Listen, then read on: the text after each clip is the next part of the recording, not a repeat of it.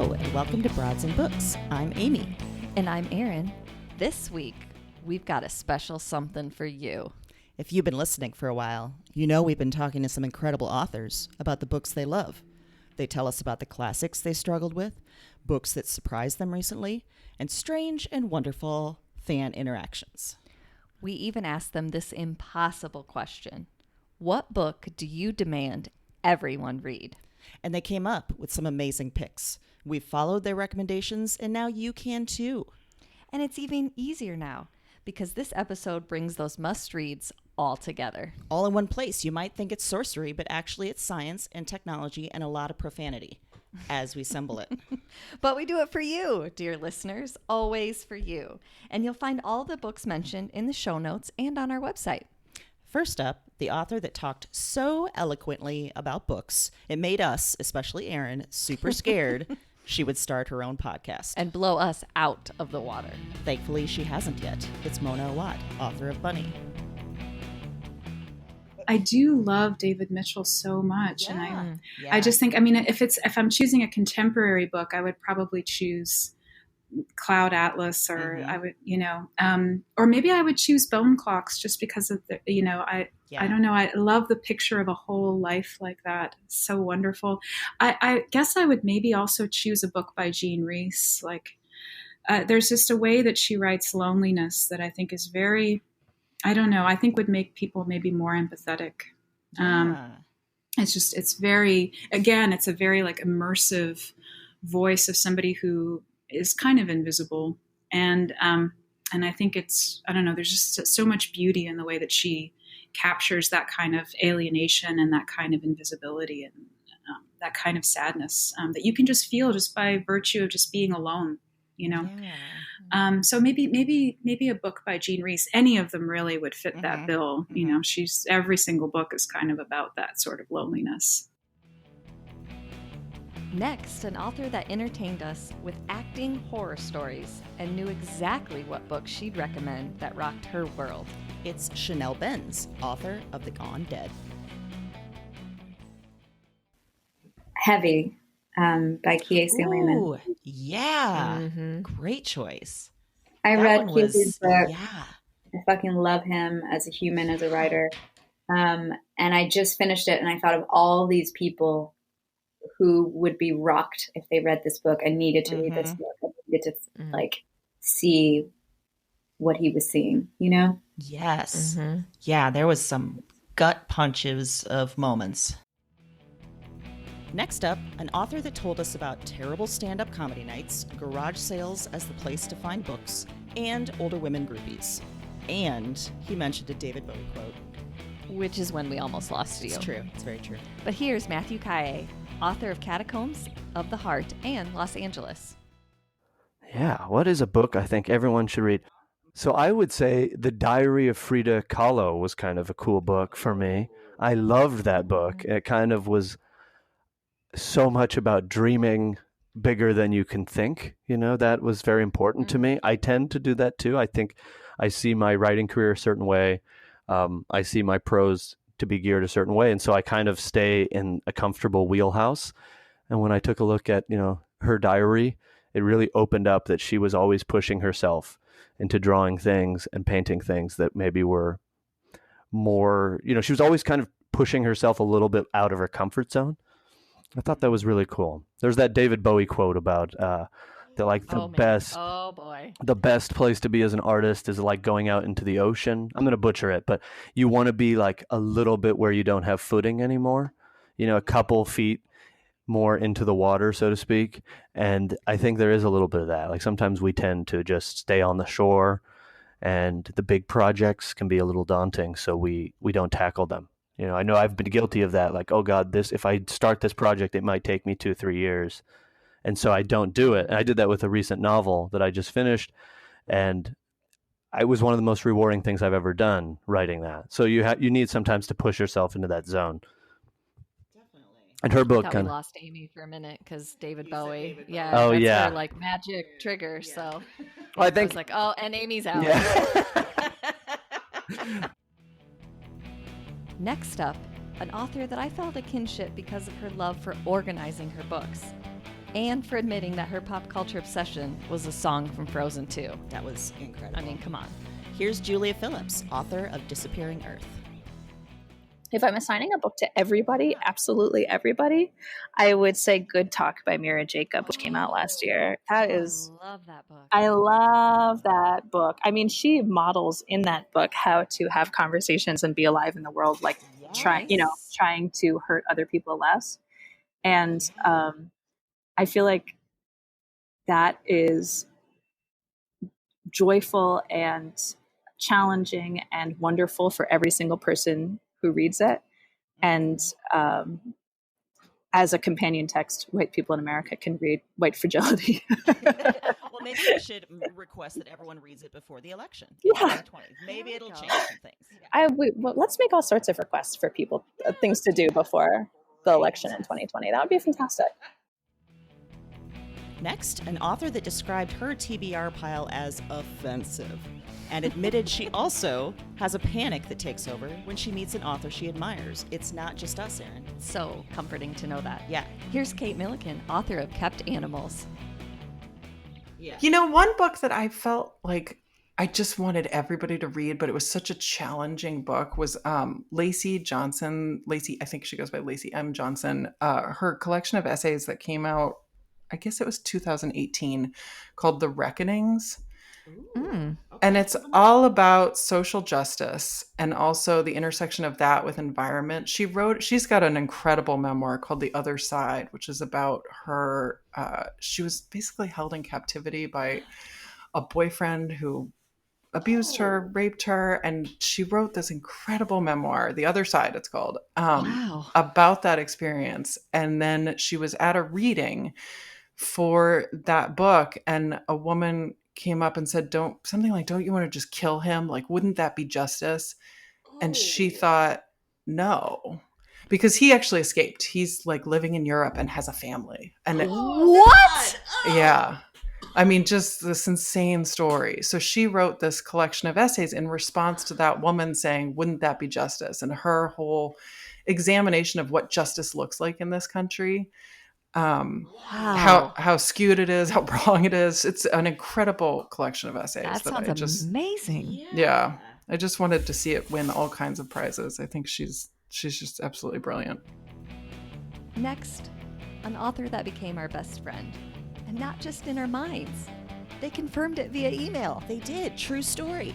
Here's Andrea Lawler, author of Paul Takes the Form of a Mortal Girl. Oh, that's easy. Yeah, I do. There's one book I think everybody should read. Yeah? It's Ursula K. Le Guin's The Dispossessed. Oh, there's no question in my mind. It's about this anarchist planet, Anaris, and there's this physicist, Shivak, who lives on this anarchist planet. And he is getting real far with the physics, and he's communicating with his archist planet, Urus, and the physicist there, and he gets a special dispensation to be able to go to the archist planet. And you get to see the anarchist planet and the archist planet. And it is the most profound vision of a different way to live that I've ever read. The anarchist planet is, there's a pandemic on the anarchist planet. It's a great thing to read right now. The anarchist planet is difficult. People disagree. There is conflict. Life is hard. People don't get to do what they want. You don't live with your kids. There's things about it that are brutal. And it is a life-changing vision of what could be possible if people actually all took responsibility for our own lives. Wow. And if we just jumped in. And I literally tell, it's like an easy answer. I tell all my students, there's one book you ever read again in your life. This is the one book. Next, an author that reminded us Miss Havisham is our age, told us about her three-legged cats, and revealed her pandemic wardrobe of bookstore t-shirts. Which reminds me that I have some shopping to do. You do. But here's Jeannie Vanasco, author of Things We Didn't Talk About When I Was a Girl. I really love Sophia Shalmiev's Mother Winter. I think one of your past guests mentioned Mother Winter, and I can't remember which one. Yeah. But that is, oh my God. Sophia is she's a genius, and she's so quick, so much energy, amazing. And my students I've assigned this is the cool thing about being a professor is I get to make people read, right, what I want them to read. And so Mother Winter is like permanently parked on my nonfiction syllabi, and she's video chatted with my students like every semester. Oh, cool. And I have them listen to her interview with David Neiman on his Between the Covers podcast. And I really recommend it. She's just, you can see how like quick she is, how well read, just how much energy she has. But Mother Winter, it's really beautiful. Her mother, I realize I'm like mentioning all these books and then I don't provide context. I'm like, it's really beautiful. That's okay. But her mother, she was taken away from her mother when she was, I can't remember if it was like 12 years old, from Russia. Her mother had been an alcoholic, and her dad took her away, and she never really got to say goodbye to her mother. And she was brought to the States, and it's her thinking about like, what does it mean to be motherless? And then she's a mother herself. And it's so beautifully lyric, and it's got this great 4-part structure that's not immediately obvious. It's not divided into 4 parts, but it's like when she's in Russia, then when she's in the United States, when she goes back to Russia to look for her mom, and then comes back to the United States. But and she was really happy. I know with the paperback, she got added to it. It's like Mother Winter, a feminist memoir. Oh, cool. So, yeah, I recommend the book, and then like her as a guest. She's like just so cool. Next up, an author who reminded us that books are art, and we are therefore art collectors. So my out of control TBR pile is really just a piece of art. That's just fact. Here's Alex Marzano-Lesovich, author of The Fact of a Body. You know what? Yeah, I do. Though Lacey Johnson's The Other Side. Oh my God, I just read that. That was so intense. It's so good at capturing so much, like dissociation, the trauma of sexual assault. We have such a culture that won't look at that stuff, just won't look at that stuff in any sort of thoughtful way or any sort of sustained way. And that book, man, whenever my students, I don't teach it in my classes because for me, reading it was such an intensely emotional experience that I don't want to foist that on 12 undergrads and make them have that emotional experience at the same time. Like that just doesn't seem almost like responsible, you know? But inevitably the last day of class, students always ask me what I didn't teach. And that list could be so long, but I always say, look, here's the book that I wish I could teach because I think we would live in a different world if everyone read it. Next up, an author whose book just came out last week and who shares an obsession with Keith Morrison, like Aaron. I mean, everyone who doesn't is just wrong, but okay. Here's Callie White, author of The Monsters We Make. Yes, I have 2 big ones. I think first, The Handmaid's Tale by Margaret Atwood, which I love that book. And even if you don't love it for the, just the storytelling or the enjoyment of reading it, I just think it's an important book that everyone should read. Yeah. And the other one I think should be required reading in high school even is Between the World and Me by Ta-Nehisi Coates. Yes. That's such a good book. Yeah. Such an important book. Mm-hmm. I think that's a great one because then especially younger kids could see themselves in that as he's about growing up and becoming, a man, and Yes. And it's so well written, and I don't understand how that's not required reading for all humans, quite frankly. Yeah. Finally, an author who lets his students give him harsh workshop feedback and drives fans to tears. But is super cool about it. Super cool. Here's Nana Kwame Adjei-Brenyah, author of Friday Black. Like in this moment right now, another book I had to blur, but I mean it, and I said this already. It's Michael Denzel Smith's Stakes is High. It's really, really, really, really, really about like right now. And I'm not usually one to like ever be like pushing like nonfiction. So this is like a different time for me, I guess. And I also don't subscribe to like the idea that because the world is such a dumpster fire now we should read nonfiction. I know it just happens that I think fiction does just as much of the important work as anything else. It just so happens that that particular book is essential to me in my mind right now. And then if I could make everyone read a book. Think of this power that you have right now. It's just too much. It's just too much. I can't.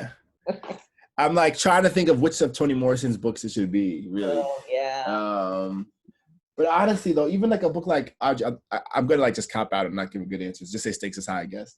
That is such a good book and everyone should read it. I'm not sure. I think it comes out very soon. All of Toni Morrison, too. Just all of her. Yeah. Maybe like, yeah. But if everyone read Sister Outsider, like if everyone, the whole world read Audre Lorde's, the world would for sure be a better place. Yeah, like for sure it'd be better in so many ways. And there you have it, some slam dunk reads recommended by authors who love books as much as we do. If you missed any of these conversations, don't worry. We've got links to all of them in the show notes. Every damn one of them is funny and entertaining and gives you great picks to add to your piles. We'll be back next week with our regular weekly episodes. Until then, happy reading.